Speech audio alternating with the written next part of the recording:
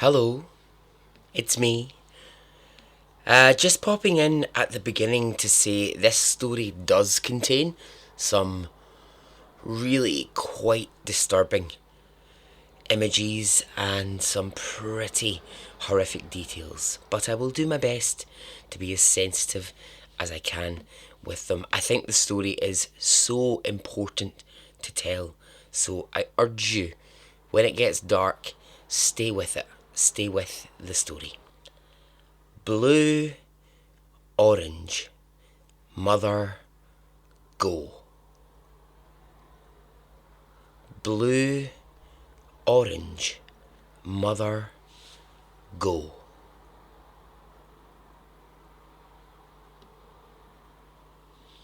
There are some people who struggle to speak.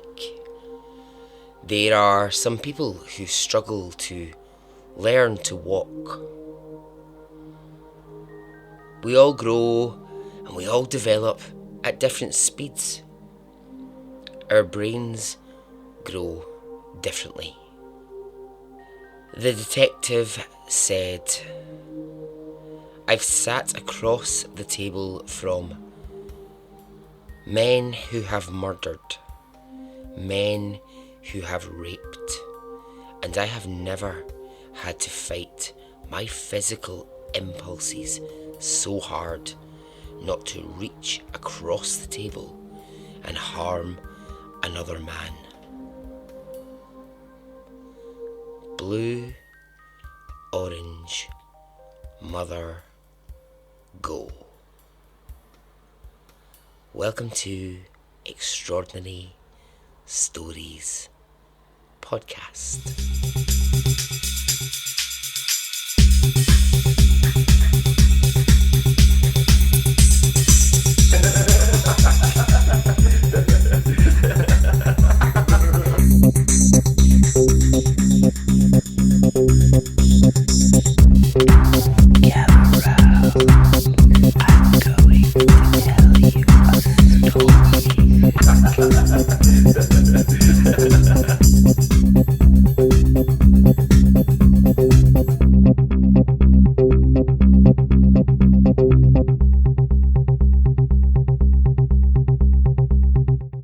Hey, how are you? Are you well? Are you good? I am. Alright then. Now, while it's in my head, straight away, what I'm going to talk about is another podcast that people keep recommending to me, but I've already listened to it, and if you haven't, I'm now going to give you the recommendation. There's two separate podcasts at the moment on the subject of Bill Cosby, and they are both fucking brilliant. So there's one called Chasing Cosby, and there's one called Unraveling Cosby. Now, they both kind of deal with the same kind of information. They both tell the story of, that first person who came forward about the whole Bill Cosby thing and how that kind of unravelled. But they're both really well worth listening to. So thank you for recommending them, first of all. But also, I would say, give them a listen, because they are shock-a-rama. You think you know the story, and then you hear it and you're like, oh my god, it's way worse than you thought it was. So that's that. In other news, hello and welcome. If you are a new listener to the podcast, there has been a massive surge in new listeners all around the world. So shout out, hello Canada, how you doing? You seem to be loving the stories at the moment, Canada, so thank you very much for coming along and for listening. And after the last episode about the Whitman brothers, thank you for all your stories about how you fought with your siblings. I was pissing myself at your crazy stories of the ways that you had tormented your siblings. So thank you for those. Okay, a couple of quick shout outs and then on to the story. Alright, first of all, I want to say hello to Happy Bella on Instagram.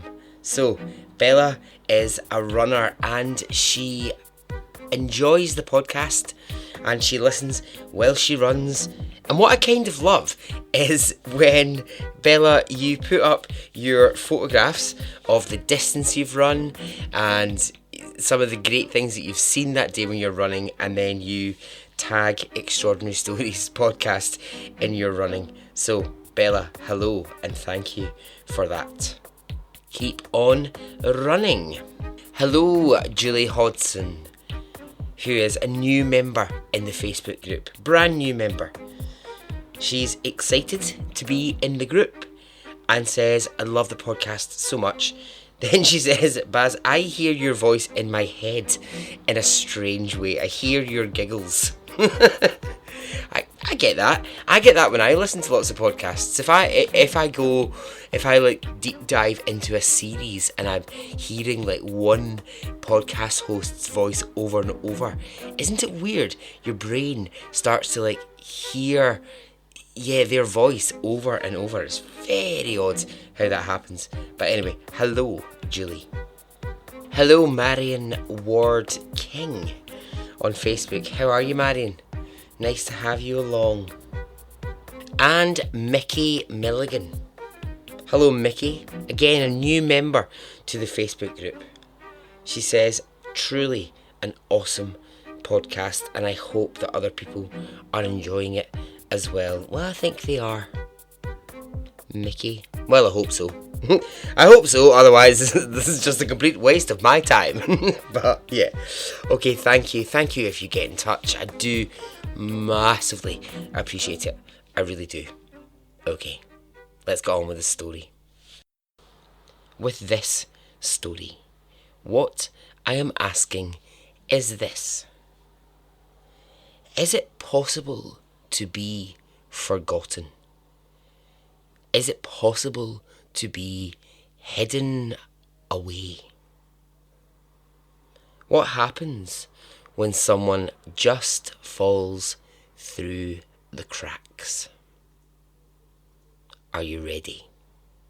Okay. Let's go.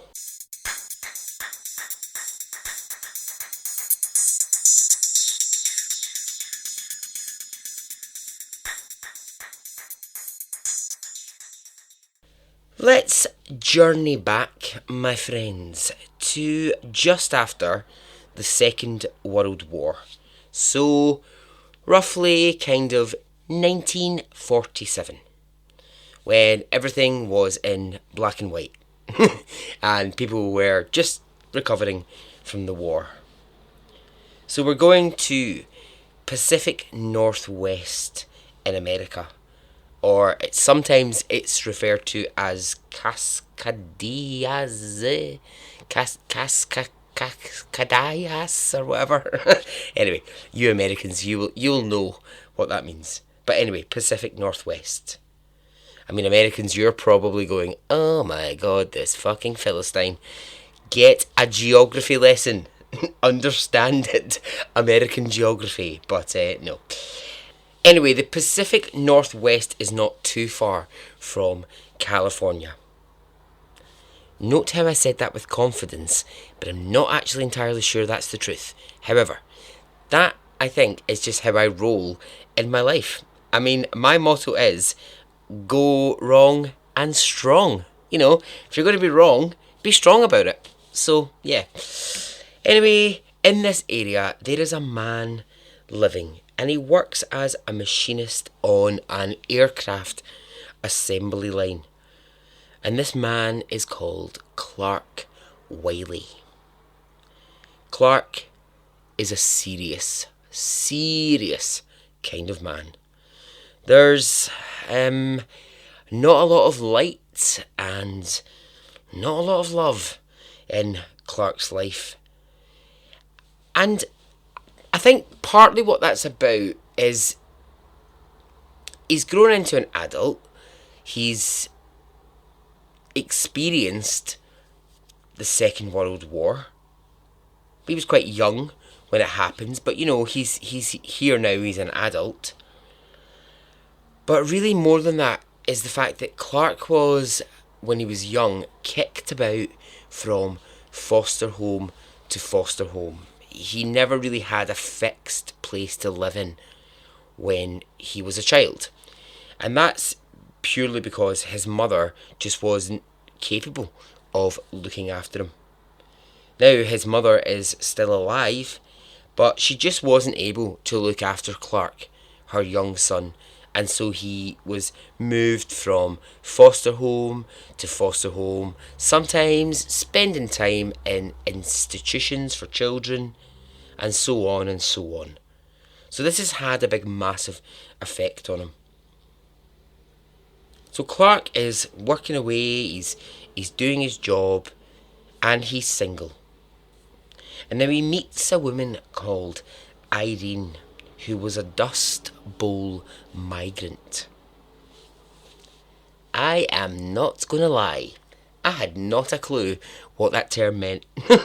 I was like, what the hell does Dust Bowl migrant mean? Well, so I did my research, and it turns out that it was the name for the collective of people who moved from like Oklahoma, sort of Texas, Kansas way after the war towards the west of America. You know, who came looking for work, who came looking for a new life. They were the Dust Bowl migrants. So Irene is one of these people, and she meets Clark. Let's just talk a little bit more about Clark. Now, I gave you there a little bit of kind of what he's sort of like. Let's think about some of the ways that people used to describe Clark. Controlling is one of the words that gets often used to describe him. Somber is another word. Serious. Angry is another word. I mean, nothing sounding very positive so far for Clark. He gets described as a man who hated noise. Well, Clark, I'm sorry to say, you would not be a fan of me. I am a noisy fucker. You would not be a fan of me because I like noise and I make noise all the time. About 2 weeks ago, right, I was in a room full of people and I overheard someone say, so I was sort of standing near a group of people and I heard someone say, "Has anyone seen Barry?" To which the reply from another person, not knowing that I was there, was, "No, not yet, but you usually hear Barry before you see him." Well, I mean, in a way, I can't be mad at that. I can't be angry at that because it's true. I am a noisy human being.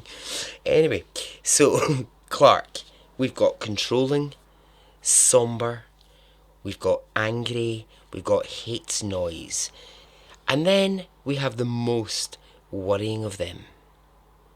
He gets described as having a dark streak. Someone describing you as having a dark streak doesn't tend to bode well for anyone. So he's a catch, Irene. Well done, you found yourself a right catch there. Well, I don't know. I don't know if we can blame Irene so much in this situation. She was a bit younger than Clark, and I think what happened was she was one of these Dust Bowl migrants. So she was coming from a place where she had moved towards the west.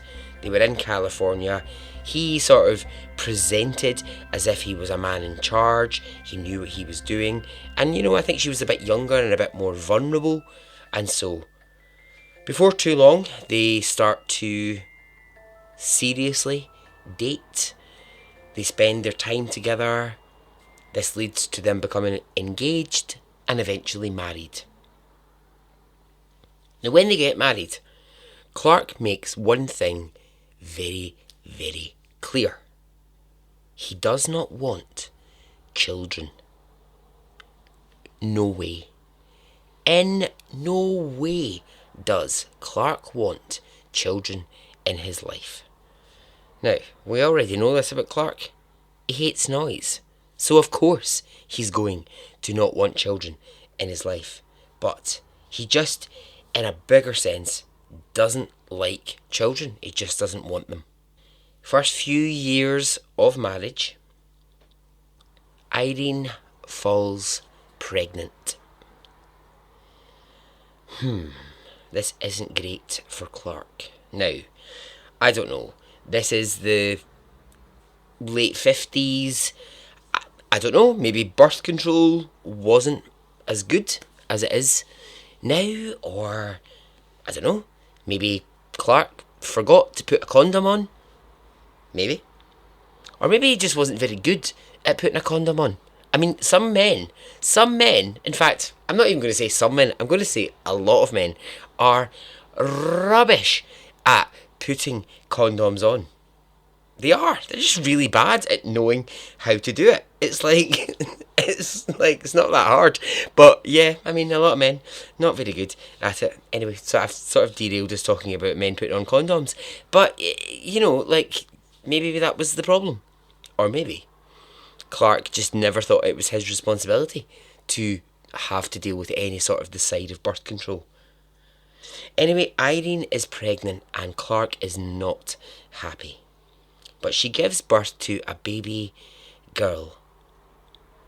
And this is, I mean, it's just tragic. It's just horrible. The baby dies at 3 months old through health complications. And Irene is devastated. Clark, not so much. Not so devastated. Before too long, Irene falls pregnant again with a second baby. During the birth of that second baby, there are complications and the baby dies. Oh, that's just horrendous. So this woman has now lost 2 babies. But for Clark, that's fine for him. He doesn't want them. Then a few years later, she once more finds herself pregnant. And this time the streak of bad luck is broken when Irene gives birth to a boy, and they call him John. John Wiley.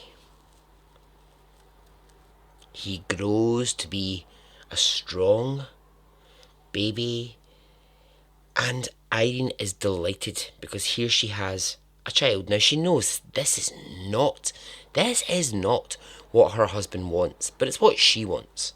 So she has this son, and this is great. But Clark really begins to show his nasty and horrible side now that there is a child in the house. He wants nothing, absolutely nothing to do with his son. He does things like he locks the 2-year-old son in a room for hours and refuses to talk to him. Oh, fuck off. What? He beats John at every opportunity. And they're living in a situation where essentially Clark is just controlling their every move. So Irene and John are just being controlled by Clark. He's terrorising them, is essentially what he's doing. What kind of makes all of this worse is that Irene had been born with, quite poor eyesight when she was born. And at the time it was just a bit like one of those, she's just got poor eyesight. You know, the way that some kids just don't have good eyesight, or some kids just don't have good hearing, or whatever. It's one of those things. But as she had grown now into an adult, her eyesight had got worse and worse. But she'd never really had any medical attention. And she was beginning to edge just slightly into that place where one day she would probably end up blind. She had these cataracts in her eyes developing. And so she, as a mother of a very young child, was living in a situation where her sight was disappearing from her. It was vanishing from her all the time. And she had Clark, this horrible, fucking abusive husband who hated their child. But this was Irene at the moment. So when son John was about 3 years old, Irene fell pregnant one more time. I mean, seriously, right, come on here. For a man who did not want children so badly, Clark sure wasn't slowing down the sex. I mean, he wasn't doing a great deal to ensure that there would be no more children. So, Irene gives birth to another child, a daughter. This was late 1950s. Think Greece if you need a visual reference. We're sort of Greece vibes at the moment. So now they have 2 children. They have John, who's 3 years old, and they have a baby. And Clark begins to spiral into crazy levels of control and horrific behaviour towards his family. Remember I said that Clark had spent a lot of his childhood in and out of foster homes and being bounced from place to place? Well, all the while Clark's mum was alive, she just was never capable of looking after him. And actually, he's got a great love for his mum, and they're still in contact even now when he's an adult. And then, tragically, his mum is killed in a hit and run accident. And that just sends Clark into the worst period of anger that he's ever going to feel. Not only is his mum dead, he now has these 2 children in his house that he does not want. And so the combination of the kids, the death of his mother, this is going to lead Clark to carry out the darkest of his actions. And I warn you now, this is rough. I had to stop when I was reading this. I had to actually stop, walk away from it, and really steel myself to go back and to keep reading it. And I won't judge you if you pause the podcast here and think, I need to come back to this at another time. I can't listen to this right now. Because I'm warning you, it's rough. Feeling such hatred towards his baby daughter, Clark insisted that no one in the house spoke to her. She was not to be communicated with. She was to be ignored entirely. The family were to pretend she almost didn't exist. If either Irene or John were caught trying to interact with her outside of Clark's permission, he would lose his mind. Clark put the blinds down in one of the back bedrooms in the house, and this would become his daughter's room. And in it, he placed a bed. Now, this is not the kind of bed that you would imagine that a child would sleep in. Instead, it was this. He put a wooden box in the room, and he covered the top of it in chicken wire. And this is where she was to sleep.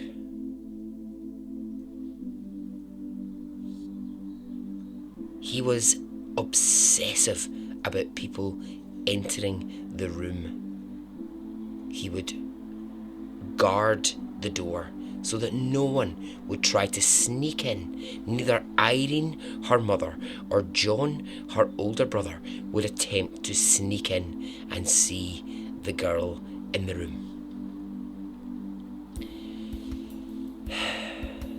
If she cried or she made a noise, Clark would growl at her like a dog until she stopped. As she became a toddler, his daughter became terrified of making noise because every time she did, Clark would come into the room and he would snarl at her and growl like a dog. Clark put a large ceramic potty, sort of like a toilet bowl, in her room. And on the occasions that she was allowed out of her wooden chicken wire bed, Clark would chain her to this potty, and that's where she had to stay. She wasn't allowed to walk around the room. As his daughter grew older, Clark actually made himself, he physically made a straitjacket for his daughter, and she was placed in it for hours every day. He allowed his wife Irene to occasionally give her bits of food, but they were only minimal amounts. He wanted her kept and treated like an animal. Other than these little bits of food and the times when she was to be put into her straitjacket, under no circumstances was she to be interacted with.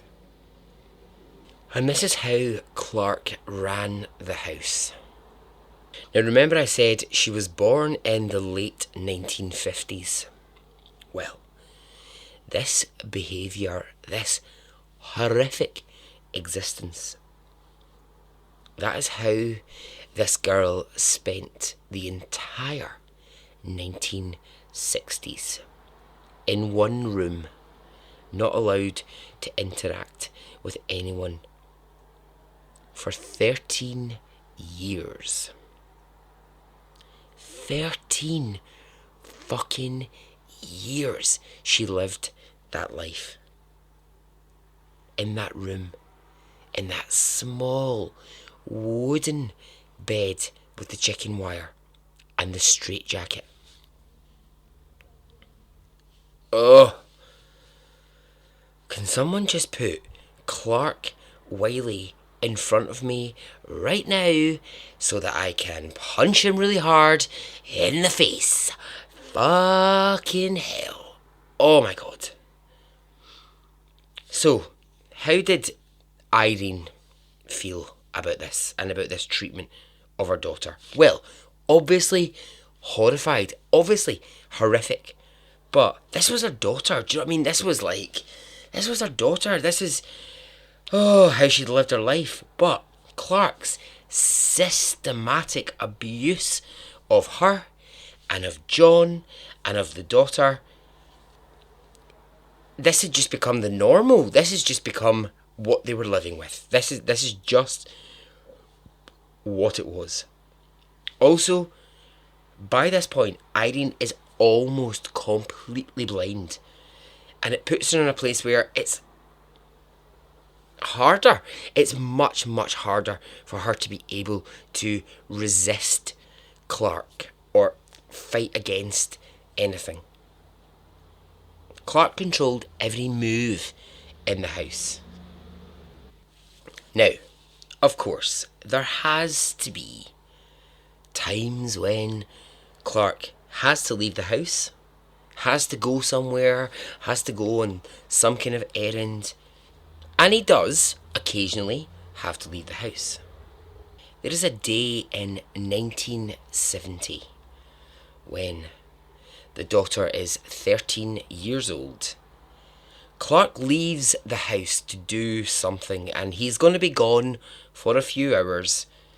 And so Irene takes her chance. She gets her daughter out of the room and she heads towards the county welfare office. This bit of the story is so interesting to me. It's so interesting, right? Because we might be looking at fate or possibly coincidence, a genuine mistake, or this could be a plan by Irene. It could be any of these things. I'm not sure. But what I am sure of is what happens, and it's this. Irene sets out to the county welfare office her intention is to go there and to discover what services are available to people who are almost blind. What can be done? What medical help can she receive at this point?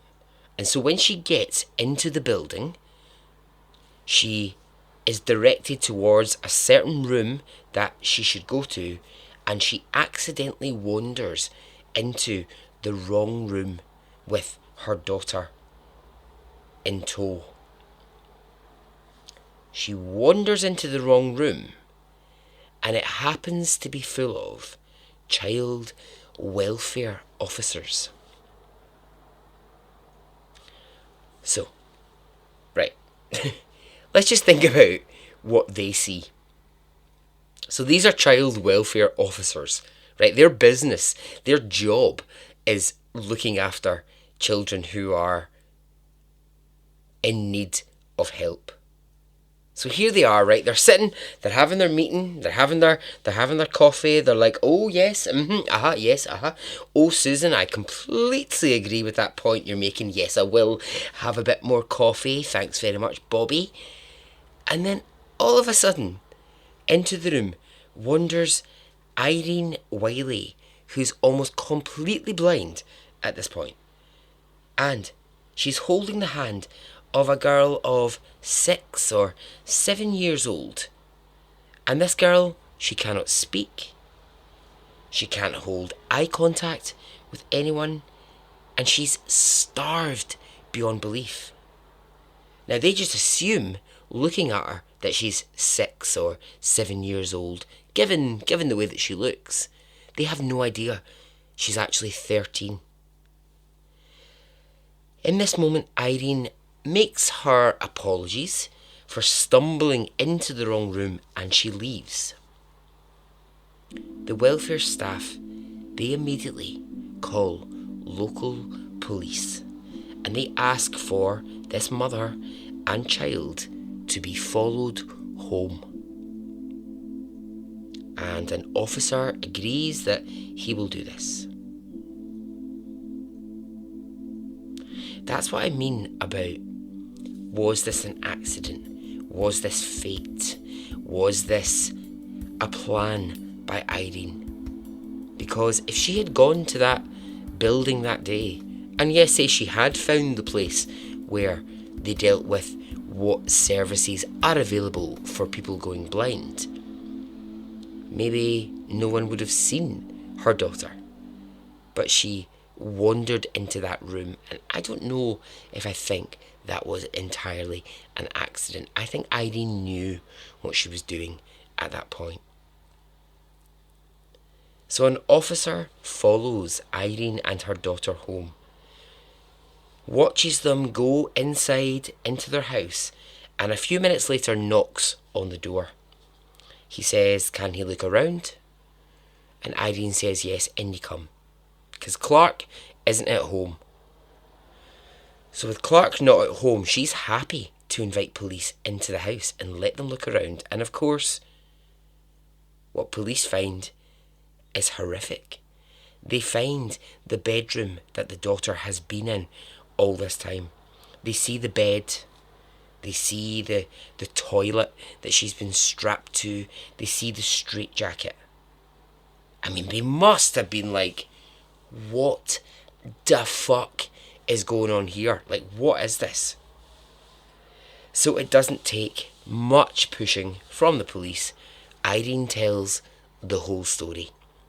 She tells the whole story of how abusive Clark has been all these years and how he has forced the family to hide this child away in this room. She talks about the abuse. She talks about the fact that her daughter is 13 years old and she can't speak. She can't interact. She is this being that Irene cannot understand.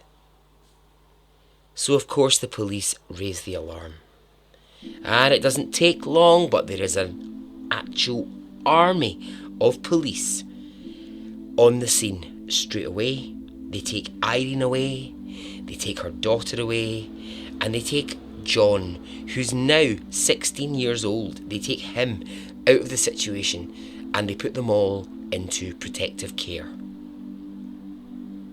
Clark Wiley, that same day, is arrested for child neglect, and the story gets reported as the worst ever reported case of child abuse in American history.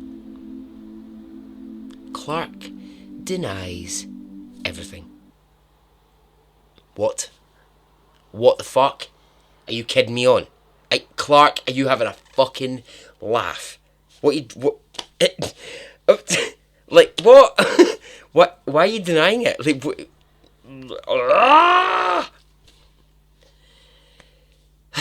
The detective who interviewed Clark said this: I have sat across the table from rapists and murderers and men who have committed horrific crimes.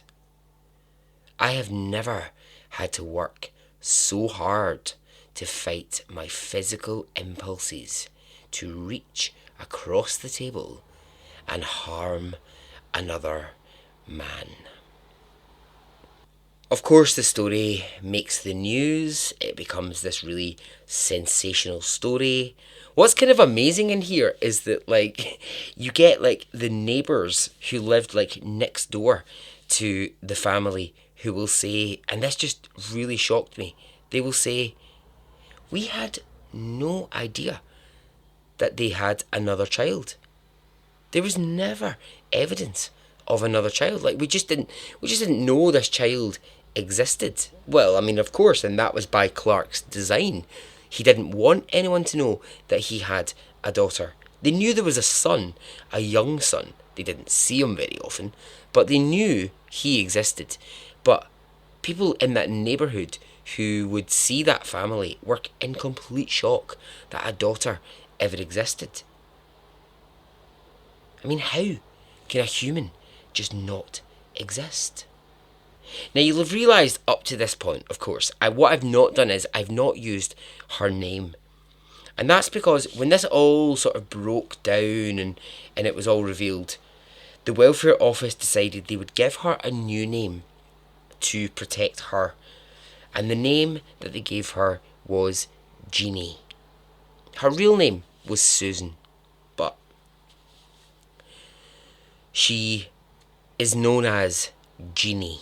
The family are all in protective care, and as John is 16 years old, he can choose whether to be there or not.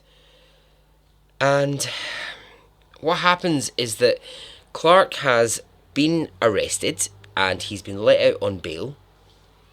And the first thing he does when he's let out on bail is he goes and he gets his son from the care home and says, right, you're coming with me. You're coming back home to live with your father. Unbelievable. Unbelievable that the man has been charged with child neglect, child abuse, and yet he's also allowed to go and get his 16-year-old son out of care. Fucking hell. To as the old cliche goes, you just wouldn't get that these days.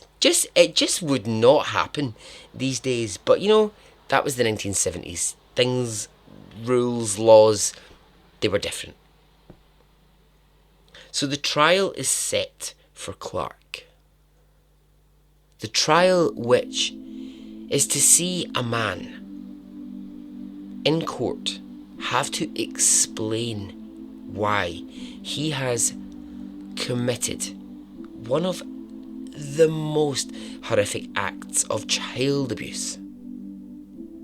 But that trial will never happen because Clark Wiley at home shoots himself through the head, and he leaves behind a suicide note which says, "The world will never understand."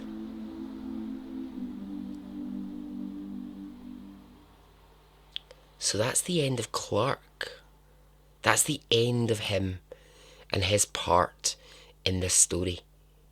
And really what you then have is the devastation that's left behind.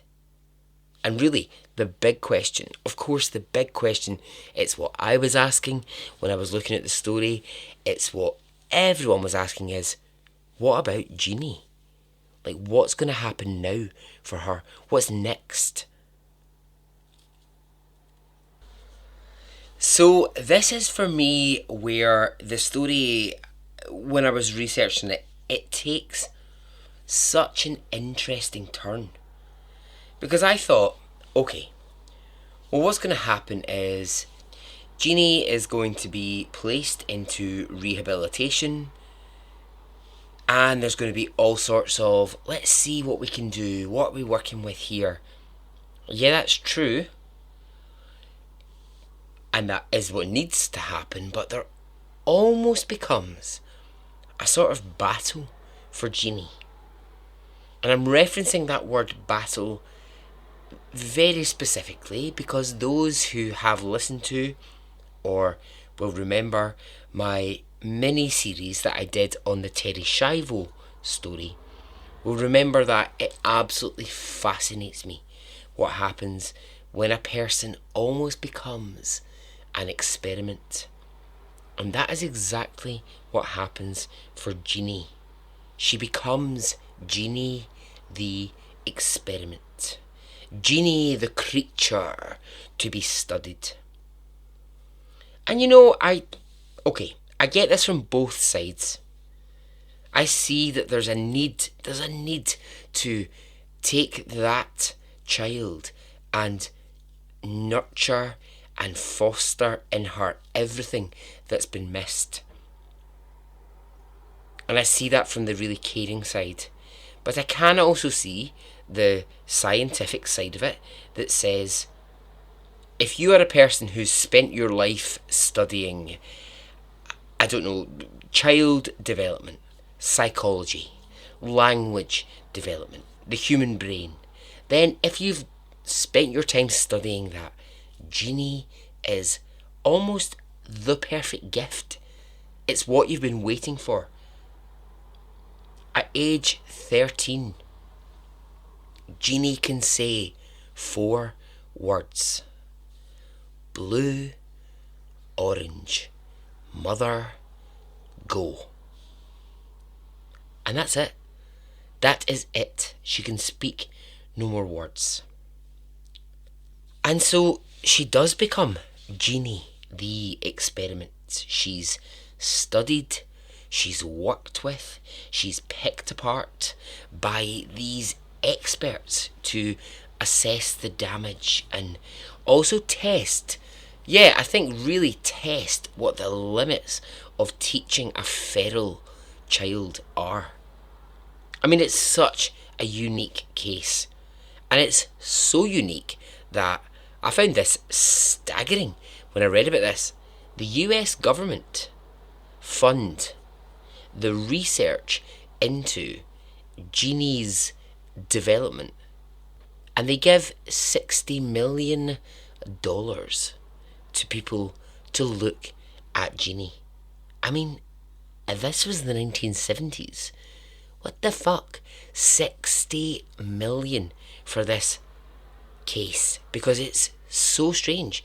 And these experts have never had the opportunity to up close deal with this kind of child abuse, this kind of neglect, this kind of lack of development in a brain.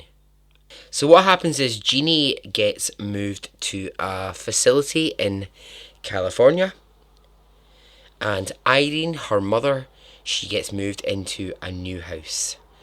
John, the brother, sadly at this point is just sort of set free. He's kind of like set free into adulthood. Go and live your life. Just go and do whatever. I think it's a shame, because I think John kind of gets a wee bit forgotten about here. He sort of just gets a wee bit like, okay, John, just off you go. Do your own thing. And we'll talk about it later, but that's really not what John needed at this point. Because remembering, he's also been a child of abuse. He's also had 16 years of a father who was brutal to him. And he's seen what his father did to his sister. And yet, it's now just a case of, okay, John, well, off you go. See you later. Bye. The focus is Genie. So at 13 years old, she's examined and she's studied by two people mainly. So the first is James Kent, who is a child psychologist, and Susan Curtis, who has for years studied the development of language in children. So they start to have a look at Genie, and they talk about her. This is quite interesting, but they talk about her as almost having to look at her like a newborn, a person who doesn't know how to use language. So just before I continue with this, can we just pause for a second and think about Genie? When I was researching, I was thinking, oh wow, this is all like crazy, like all this stuff's happening round about, all these researchers, all these people, and then I thought, can you imagine what it must be like for that 13-year-old? All those years in a dark room, treated like that, and now all of a sudden surrounded by people, by colours, by noise, by food that she's never seen. All these things she's never experienced. I just think it's crazy that, yeah, I cannot imagine what that must have been like for that 13-year-old. Now, they start to do their sort of examinations and their tests, and the reports will say it's going well. Genie is open to the experiments. She's open to being taught language and to times when psychologists are sitting down and talking to her for long periods of time and asking her questions. And yeah, okay, she doesn't have the verbal responses to answer, but she can respond in some ways. So the aim here becomes to try and teach Genie language. Is that possible? Is that something that's going to happen? So it starts slowly, and it starts with just words. Remember I said she can only say blue, orange, mother, go. But before long, she is learning words. And then she's able to start to string them together into sentences. Her physical health begins to get better. She starts to eat full meals. Again, remembering, for 13 years, she'd never had a full meal. She'd never had that. So her body is beginning to adjust.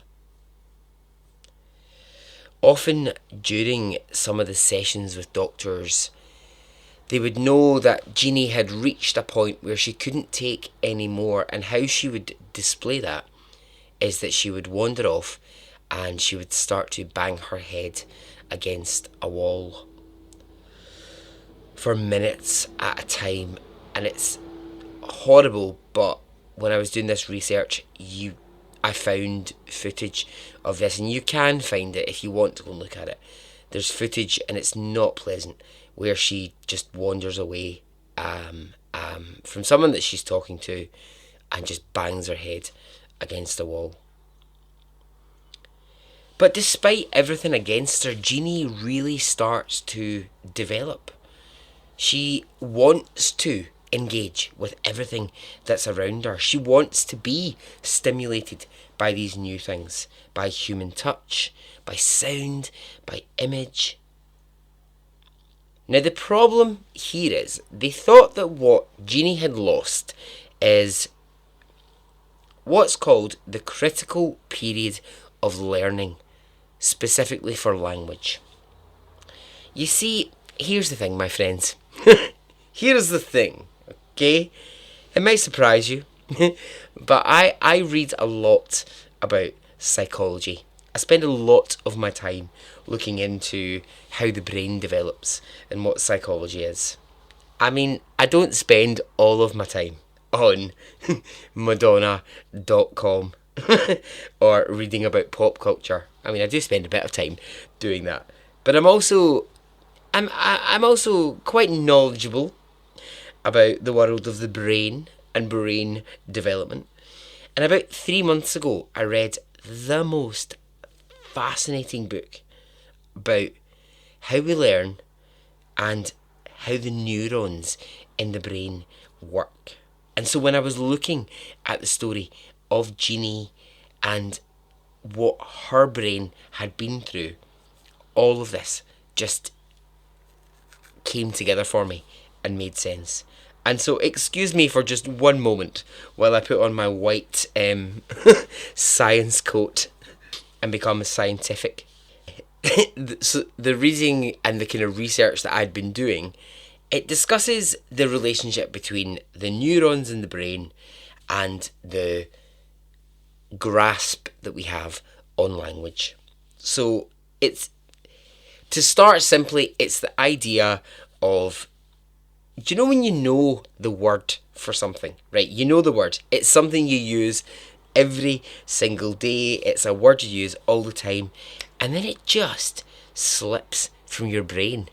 Do you know those experiences? You must have them all the time. I have them a million times a day. You know when you're like, oh, sorry, could I borrow your... And what you're looking for is the word pen. You're just looking for the word pen. And actually, you know what the word is. You can visualize what the thing is. But your brain just will not send you that word. That's to do with the neurons in your brain just not firing quick enough. They're just not sending you that word. And you're like, oh, for fuck's sake, it's called a pen. You know it's called a pen, right? And that's just a really simple, basic way of looking at it, where you can visualize the thing. Often you can see it. Someone could be holding a pen in front of you, and just momentarily, the name for it goes out your head. Or you get that sort of panic, right? I get this quite a lot. I'm very, very good at remembering people's names, but there is the odd occasion where you can know someone. You can have known them for such a long time. They're standing in front of you, and for a moment, your brain just will not send you their name. The neurons in your brain are panicking. They're going, I'm not sure. I know what this person's name is. Oh my god, I know it begins with a D. I know it begins with a D. I know what that is. And it's just that your neurons are not firing as fast as they can in that moment. And you know that this is David or Daphne or Derek standing in front of you. You've possibly known them for years. But in that moment, your brain just will not send you the word, the name that you need. Well, that's what happens when the neurons just don't work. Now, That's you and me. That's us walking about our daily life. We can cope with that, right? That's fine. So you forgot the word pen for a millisecond. You forgot Daphne's name. You forgot who Daphne was for a second, right? Imagine, just imagine for Genie. She's learning these brand new words. Tree. I don't know. Fork. Sky. She is having to use the bit of her brain which has been so deprived of ever understanding what those things are. So she can look at that thing, she can see it, she can know what it is. But the neurons in her brain have been so deprived for years that it's going to take a long, long time for that word to come out of her mouth. And the thing is, what the linguists and what the psychologists will say is, actually, she works so hard to get there. And she knows what's expected of her. She knows that when they hold up an object, she knows she needs to get the word for that object. And that it's there somewhere in her brain. And she will get there. It will take time, but she will get there. A part of the study that I had read talks about the fact that if you don't let a child use language, if you don't let a child speak and try to make sounds, what happens is there is a tiny bit at the front of the brain. The name of it completely escapes me right now, but there is a tiny bit at the front of the brain in which language develops. And if you don't let a child learn to speak, over time what happens is it shrinks. It just gets smaller and smaller and smaller. Now the worry was that that had been lost in Genie, but it hasn't been. It's still there. It was still within her at 13 years old. That's the point. That's this little bit where you're grasping for language. I don't know, maybe the best way to kind of talk about it is, do you know like when a baby or a toddler, let's take a toddler for as the best example. You know when a toddler kind of points at something and it makes the sound of what it kind of thinks that thing is, like dog or water or block or whatever. That's that bit of the brain working. Actually, it's largely animalistic, so in toddlers it tends to be to do with food. Toddlers tend to learn first of all how to actually say the name of the food that they want. But that's the bit of the brain where there is an absolute, I want that thing, but I don't quite have the language, I don't quite have the ability to speak the word to say the thing that I want. And that's where Genie is at this moment. Now, it's not all lost. It's not. She can verbalise certain things. There's other bits that she just can't verbalise. She just can't get to yet. There's one more, one more sort of sciencey bit of the brain that really interests me. But within those sort of neurons and those things that fire off in your brain when you hear words or you see something, I think it's so interesting. But a lot of it is to do with the emotional state that you're in. A lot of it's to do with whether or not you're tired. And, right, so if I was to pull a word out of thin air right now, every single person who's listening to this podcast, every single person, they will have a different set of responses depending on what the neurons in your brain do when I say the word. So, I'm going to pull a really random word out of nowhere. I'm going to say the word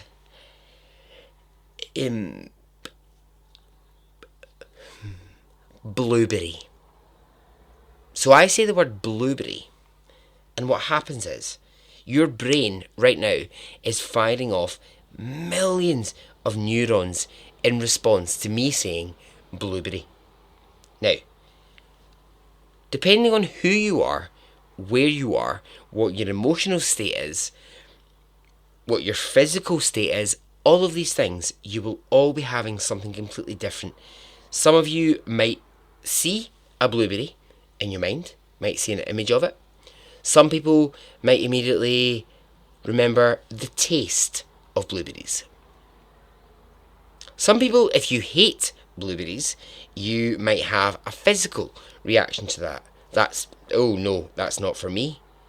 Some people, it might evoke a memory. Maybe there was someone in their life who loved blueberries. Maybe it takes you back to being 6 years old. So the neurons in the brain, they either make us see it, they make us feel it, they make us remember it, experience, or choose just not to care about it. And whatever that is for you, it's a combination of all of those things. But can you imagine if you are Genie and you are hearing words for the first time? Can you imagine what her brain neurons are doing? For fuck's sake, that's got to be insane. I swear, I'm going to only do one more talk about neurons and then I'm going to move on. Neurons are why PTSD exists. And to give you the clearest example, war veterans who suffer from PTSD, if they hear the sound of a bomb going off years after they're away from war, the same neurons that first heard that bomb fire up again. And that's why it's like reliving it. That's why it's like going over it and the experience is live. The experience is real for them again. It's because those same neurons remember hearing it the first time. And that's why PTSD exists. Is because the simplest thing, when we talk about triggers, or it triggers me, or that's a trigger in my life, it's because actually it's not the thing there that's triggering you, it's the neurons in your brain that are remembering it and reliving it over and over. Anyway, okay, right, well, I'll take my white coat of science off and stop badgering on about neurons. So Genie, the bit of her brain that they thought, oh, this is all gone, she's missed all of this. Well, actually no, they discover there's good stuff here. She's going to develop well. Susan Curtis, who was the linguist in charge of working with Genie, says she was showing absolutely brilliant improvement. And this is what really kind of fucks me off in this story. Interest in it begins to kind of drop off. Genie was this big news story for a while. But, yeah, interest in it starts to wane slightly. She's been free of that terrible home for years and she's been in therapy. And now a terrible decision is going to be made. And the decision is that Genie should be placed into a foster home. And so she is. She goes at the age of 18 to live with a foster family. And after 3 weeks of living in that family, it's not working out. The family can't cope with Genie. And so she's moved on. And the pattern continues. She will live in a total of 6 different foster homes. None of them work out. Genie is now 18 years old. She's healthy in her body. She can use the toilet properly. She can't communicate particularly well. There's some level of communication, but she's not fitting well into families. Then Irene, her mother, who by this point is completely blind, says she wants Genie back. She wants Genie living with her. And the authorities, they turn Genie over to her mother. Within a month, Genie is returned because Irene cannot cope with her daughter. Susan Curtis, who at this point has been working with Genie for 5 years, says, and I find this so difficult. She says, I had developed a love for Genie, a mothering, caring instinct. I no longer saw her as a project, as a thing to be studied. So I asked, could I adopt Genie? I had a love for her, and I knew that if she lived with me, she would flourish. That wish from Susan was not granted because, at the same time, another psychologist called Walter Remy was offering Genie the same thing. He was saying, I want Genie to live with me and my family at home. And so it becomes complicated. There's now people fighting over who gets to have Genie in their life. And so the whole thing ends up in court with Irene, Susan, and Walter all arguing over who should be her legal guardian. It's during this time that Genie starts to go backwards in her development. She's stopped using the new language that she's learned. She's taken to longer and longer periods of banging her head off a wall. She's just going backwards. Eventually, a judge rules that Genie is to be placed not with Susan or Walter or her mother, but instead in an adult care home in Los Angeles. The adult care home becomes Genie's home, and she disappears from public view. On her 27th birthday, the care home throw a party for Genie, and they invite some of the people who had been a part of her journey. And a journalist who had been following the case was at the party, and afterwards he described this. I saw Genie at her 27th birthday party, and she was a large, bumbling woman with facial expressions like a cow. Wide eyes. She was incomprehensible. She was unable to focus on anything in the room. Her dark hair had been hacked off raggedly at the top of her forehead, and it gave her the look of an asylum inmate. It was after this party that anyone who had worked with Genie were instructed to stop making contact with her or the care home. Susan Curtis said it was like a kick in the stomach.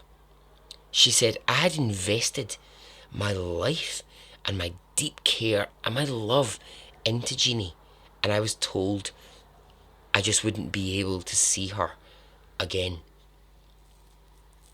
But one by one, every person connected to Genie's story stopped making contact. Irene died, never seeing her daughter again. John, the brother, the one who was just thrown out into the wild after that, he went on to get married, but with disastrous consequences. He and his wife, well, they had a very, very difficult marriage. They had 2 daughters. And John, when speaking to journalists years later, would say, I fucked up my 2 children because I just didn't know how to be a father. I made a miserable family home. Now that surely cannot be a surprise to any of us, given that John lived up under the reign of Clark, his father, seeing what his sister Genie was put through. It comes as, I'll be honest, it comes as no surprise to me that John was not able to make a family work for himself. His wife, she had various suicide attempts, and his 2 daughters went completely off the rails. Those 2 daughters that John had went on to have their own children, so essentially that would be John's grandkids, and they also went off the rails with drug problems and issues in their life. And so it seems that the effects of the treatment of Genie would just haunt this family. And I suppose if you think back to the fact that Clark was himself kicked about from foster home to foster home and never treated correctly as a child, it asks the question, where does the cycle stop? Where does it end? As for Genie, well, no one has seen Genie in 30 years. The assumption is that she is still in that same care home in Los Angeles. Genie would now be 63 years old. No one has ever reported her death, so we have to assume that Genie is still alive. Susan Curtis and other psychologists have tried for years to make contact and to get access to her, but it's always been denied. For me, there is, I think, just such a weird irony in the fact that for all of these years, she's in this place and no one has been able to make contact with her. In the way that she spent the first 13 years of her life without contact from other people. There's just this horrible, horrible irony about it. I'm going to end with a quote from one of the psychologists who reviewed Genie's case over a long period of time. She was this isolated person, incarcerated for all of those years. And she emerged and she lived in a more reasonable world for a while. And she responded to this world. And then she shut the door. She withdrew, and her soul was sick. And so ends the story.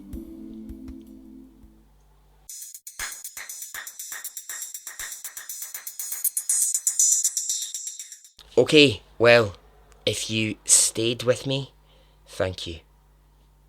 It's not easy, but I hope you will agree it's a very, very important story to tell. Genie, I'm just so sorry you didn't have a different life. I'm just so sorry that that can ever happen to a human being.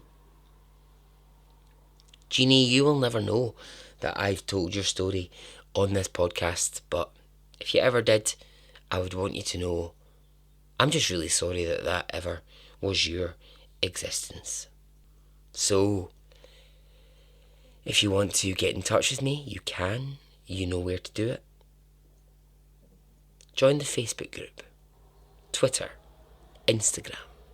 Email me, extraordinarystoriespodcast@gmail.com. Don't forget that there is Extraordinary Stories Podcast merchandise if you want it. And yeah, okay. Until the next time that we speak. Okay. Goodbye.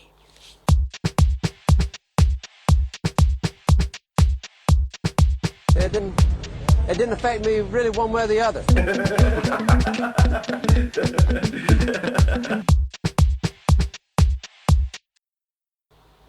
Genie, as in a bottle, Christina Aguilera style. I'm a genie in a bottle. You gotta love me the right way. That vibe. So, Christina Aguilera, who's she?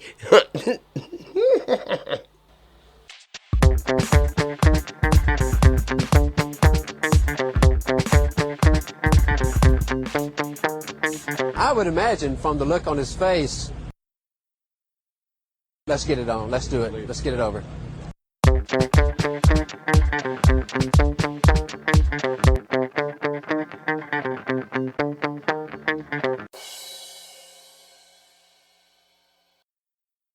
Let's get it on, let's do it, let's get it over.